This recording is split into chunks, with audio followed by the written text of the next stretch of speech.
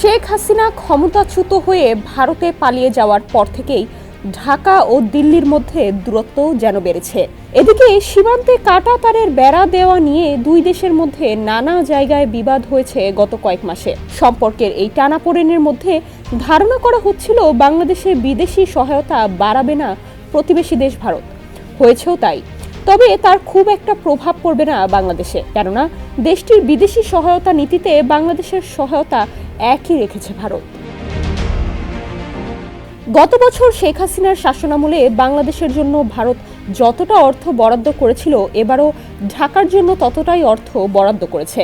গত বাজেটে বাংলাদেশের জন্য 120 কোটি রুপি বরাদ্দ করা হয়েছিল ভারতের কেন্দ্রীয় বাজেটে। এবার নিজের অষ্টম কেন্দ্রীয় বাজেটেও বাংলাদেশের জন্য 120 কোটি রুপি বরাদ্দ রাখলেন দেশটির অর্থমন্ত্রী নির্মলা সীতারামন, যা বেশ তাৎপর্যপূর্ণ বলে মনে করা হচ্ছে।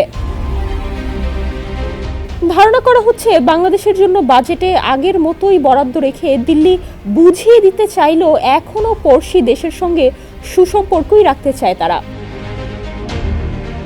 ভারতীয় সংবাদ মাধ্যম ইন্ডিয়ান এক্সপ্রেস বলছে, শেখ হাসিনা ক্ষমতাচ্যুত হওয়ার পর দ্বিপক্ষীয় সম্পর্কের অবনতি ঘটলেও বাংলাদেশের বরাদ্দে কোনো পরিবর্তন আনা হয়নি।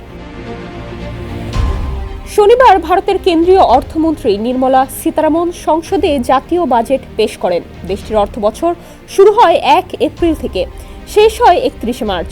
2024 সালের নির্বাচনের মধ্য দিয়ে তৃতীয় মেয়াদে ক্ষমতায় আসা নরেন্দ্র মোদী সরকারের এটাই প্রথম বাজেট। ভারত এবারও সবচেয়ে বেশি বরাদ্দ রেখেছে নেপালের জন্য। জলবিদ্যুৎ প্রকল্প, অর্থনৈতিক সহযোগিতা ও নানান অবকাঠামো নির্মাণে দেশটিকে 2150 কোটি রুপি দেবে মোদী সরকার। চলতি অর্থ বছরে দিয়েছে 2068 কোটি রুপি। একনল হ্যান্ড ওয়াশ 100% প্যারাবেন ফ্রি, তাই নিরাপদ হাতের জন্য আস্থা রাখুন একনলে। এবার বাজেটে ভারতের পররাষ্ট্র মন্ত্রণালয়ের জন্য সব মিলিয়ে বরাদ্দ করা হয়েছে 20,516 কোটি রুপি।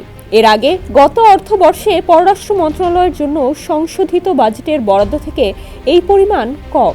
আগের বছর সব মিলিয়ে পররাষ্ট্র মন্ত্রণালয়ের জন্য বরাদ্দ করা হয়েছিল 25,277 কোটি রুপি। ডেস্ক রিপোর্ট, সমকাল।